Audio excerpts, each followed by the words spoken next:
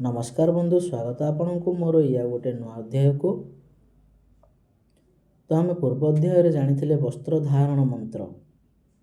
आज आम ये अध्याय जाना उपवस्त्र। तो चलतु बंधु, डेरी न करी आम आरंभ करवा।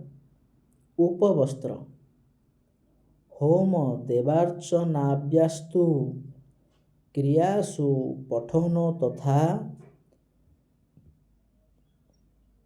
नैकवस्त्र प्रवर्तेति दिज्जो नाच मने जपे विष्णु पुराण।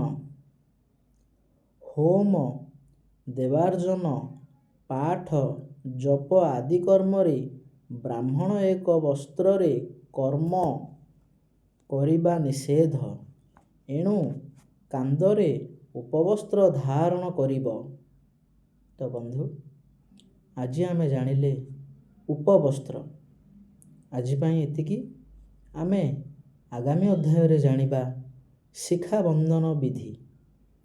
तो से पर्यंत आपण समस्तंकु नमस्कार।